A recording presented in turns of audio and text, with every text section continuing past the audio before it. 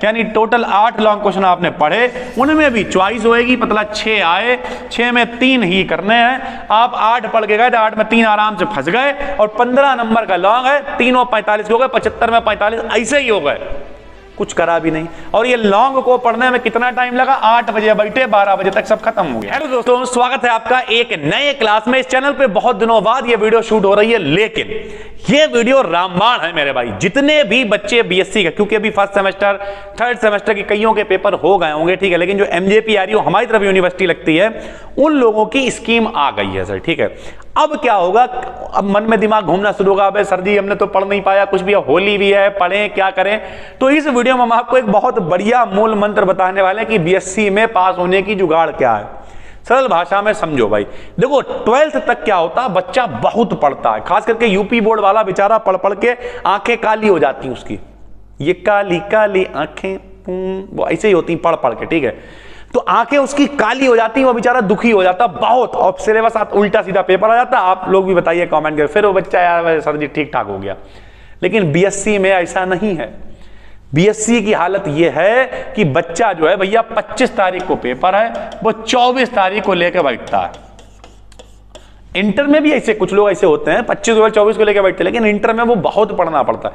यहां ऐसा नहीं है। यहां पता क्या है, पूरे मॉडल पेपर में मतलब 8 यूनिट है, और हर यूनिट मतलब एक एक लॉन्ग क्वेश्चन है। यानी टोटल 8 लॉन्ग क्वेश्चन आपने पढ़े, उनमें भी चॉइस होएगी, मतलब 6 आए, 6 में 3 ही करने हैं। आप 8 पढ़ के गए तो 8 में 3 आराम से फंस गए, और 15 नंबर का लॉन्ग है, तीनों 45 हो गए, 75 में 45 ऐसे ही हो गए, कुछ करा भी नहीं। और ये लॉन्ग को पढ़ने में कितना टाइम लगा? 8 बजे बैठे, 12 बजे तक सब खत्म हो गया।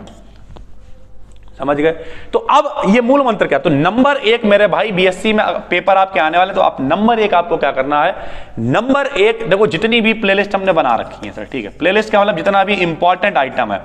इंपॉर्टेंट का मतलब क्या होता है? जो भी चीजें बार बार आ रही होती हैं, जैसे मान लिया हाइब्रिडाइजेशन है, ठीक है, हाइब्रिडाइजेशन है, वेस्पर थ्योरी है, बैलेंस बॉन्ड थ्योरी है, केमिस्ट्री में, फिजिक्स में एसएचएम की इक्वेशन है, बाईटा सिग्मा में रिलेशन है, ठीक है, या फिर इधर इलेक्ट्रॉनिक माइक्रोस्कोप है, जितनी भी चीजें, चाहे जूलॉजी हो, बॉटनी हो, फिजिक्स हो, कुछ भी हो, या फिर यहाँ तक कि मैथ ही क्यों ना हो, जो भी चीजें रिपीट होती रहती हैं उन्हें देखिए, उठाइए।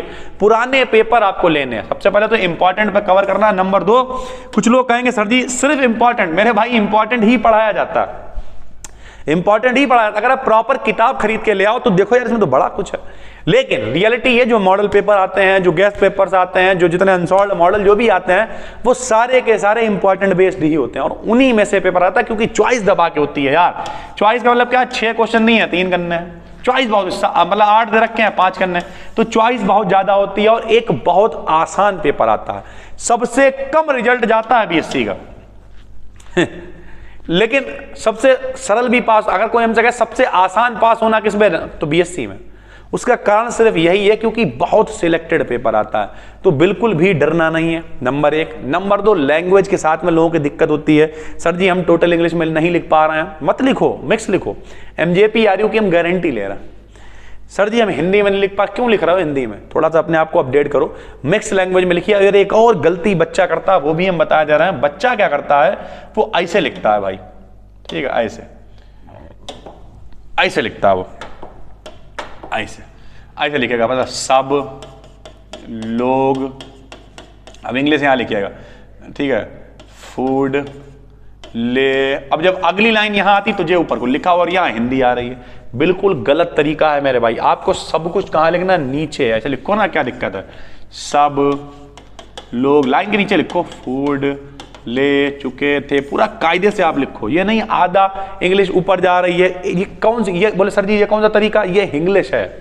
हिंदी प्लस हिंदी लिख रहा हो तो नीचे लिखो, ऊपर लिखो, इंग्लिश लिख रहा हो नीचे लिखो। लेकिन जब मिक्स लिख रहा हो, हिंदी और इंग्लिश का मिक्स, यानी इंग्लिश लिख रहा हो, तब फिर आपको क्या करना है? नीचे ही लिखना है मेरे भाई। वहां पे जो है ये ऊपर नीचे वो बहुत घिनौना लगेगा। नंबर 1 प्लस एक काम करना है, देखो भैया राइटिंग पे थोड़ा सा काम करना पड़ेगा। बीएससी में अगर आपने ठीक ठाक, बीएससी में क्या, बीएससी में, बीए में, जिसमें भी अगर आप ठीक ठाक भी लिखाते हो तो आराम से 60, 65, 70% बन जाती है। कई बच्चे हैं जिन्होंने इस साल 82, 83, 85% तक बना ली, लेकिन राइटिंग अच्छी थी, कंटेंट में दम था, पढ़ने में अच्छे थे और बेहतरीन नंबर उन्होंने बनाए।